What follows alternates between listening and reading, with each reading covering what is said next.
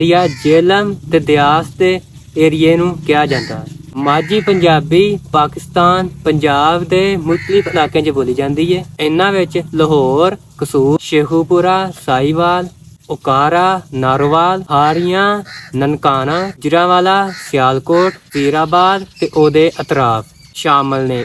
India ਦੇ ਗੁਰਦਾਸਪੁਰ, ਅੰਮ੍ਰਿਤਸਰ ਔਰ Tarn area 'ਚ ਬੋਲੀ ਜਾਂਦੀ ਹੈ। ਮਾਝਾ ਏਰੀਆ ਪੰਜਾਬ ਦੇ ਵਿੱਚ ਕਾਫੀ ਡਿਵੈਲਪ ਔਰ ਤਰੱਕੀ ਯਾਫਤਾ ਏਰੀਆ ਪੂਰੇ ਪਾਕਿਸਤਾਨ ਦੀ ਪੋਲਿਟਿਕਸ ਨੂੰ ਕੰਟਰੋਲ ਕਰਦਾ ਹੈ। ਹਾਲਾਂਕਿ ਇੰਡੀਅਨ ਪੰਜਾਬ 'ਚ ਮਾਝਾ ਏਰੀਆ ਵਾਵੇ ਦੀ ਨਿਸਬਤ ਕਮ ਪੜ੍ਹਿਆ ਲਿਖਿਆ, ਕਮ ਡਿਵੈਲਪ ਮੰਨਿਆ ਜਾਂਦਾ ਹੈ। ਮਾਝੀ ਜ਼ਬਾਨ ਕਿਉਂਕਿ ਜ਼ਿਆਦਾ ਏਰੀਆ 'ਚ ਬੋਲੀ ਜਾਂਦੀ ਹੈ, ਜਿਵੇਂ ਸਿਆਲਕੋਟ ਨੂੰ ਤਰਲੇ ਵਾਲੀ ਜ਼ਬਾਨ ਕਿਹਾ ਜਾਂਦਾ ਹੈ। ਰੇ ਨੂੰ ਰੇ ਬੋਲਦੇ ਨੇ ਔਰ ਗੁਜਰਾਤ ਵਾਲੇ ਸੂ ਬਹੁਤ ਕਰਦੇ ਨੇ। ਇਹ ਲਾਹੌਰ ਵਾਲੇ ਲਿਤੀਯੂ, ਦਿੱਤੀਯੂ, ਡੈਸ਼ਬਾਜ਼ੀਆਂ ਐਵੇਂ ਦੇ ਲਫ਼ਜ਼ ਇਸਤੇਮਾਲ ਕਰਦੇ। ਗੁਜਰਾਂਵਾਲੇ ਦੀ ਜ਼ਬਾਨ